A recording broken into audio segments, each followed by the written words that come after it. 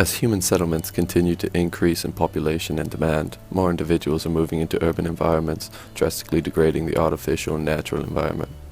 Urban areas are beginning to undergo drastic changes in their population, demographics, social and environmental categories. By the mid-century, 70% of the world population will reside in urban areas. The majority of growth will be taking place in third world or developing nations which do not have sustainable or efficient policies set in place to handle this growth. Practices such as deforestation, pollution of air, water, and inefficient land use decreases the availability of natural resources and depletes the Earth's finite materials, ultimately affecting the natural environment. Small settlements require very little resources to properly function, so as the population grows, so does the demand for more resources and services.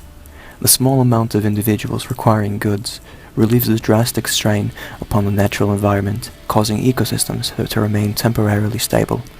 Forests are cleared in order to allocate open land for use as well as gather lumber for the building materials. As individuals continue to congregate in relative locations, the land use becomes more intensified, creating more space for buildings, and eventually reducing the availability of finite natural resources.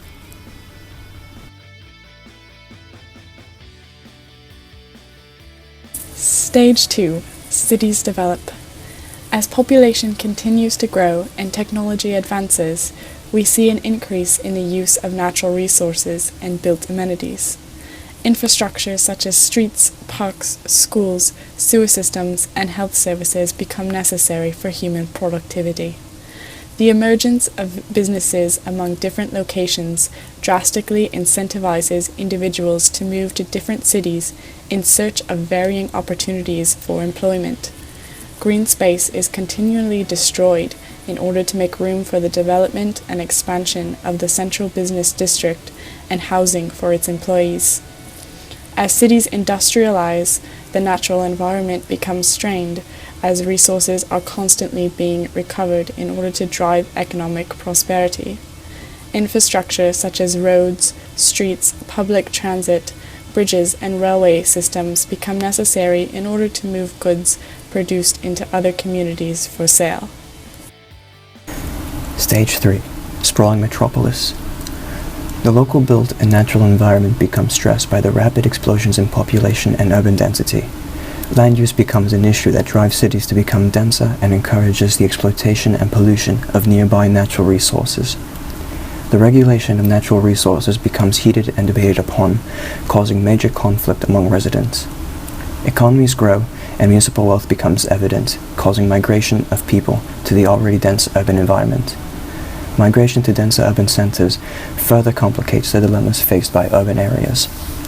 Economies become fragile and dependent on availability of nearby resources. As communities become more complex, they diversify and grow in numbers, making them hubs of communication and ideas. Overcrowding creates issues within transportation systems. Stage 4. The Biophilic City.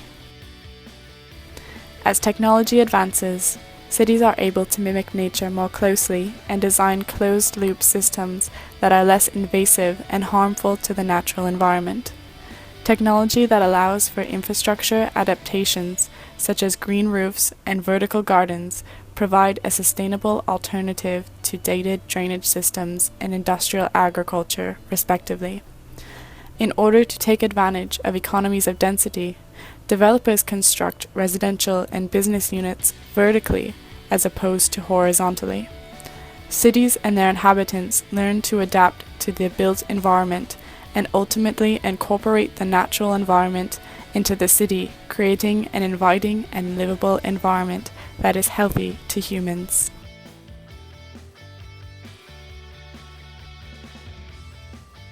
The UN Habitat is a United Nations program that addresses issues within the natural and built environments that exist due to a combination of rapid expansion and lack of planning. The program has been successful in many cities located in Eastern Asia, South America, and South Africa. UNHabitat.org says that the approach to urban planning and design emphasizes preventative, problem-focused planning. They encourage implementation in phases and begin by ensuring adequate access to basic urban services, especially water and sanitation, while linking planning with financial capacities. Combined with modern technology, better urban planning can solve many of the problems that cities are facing and lead them to prosperity.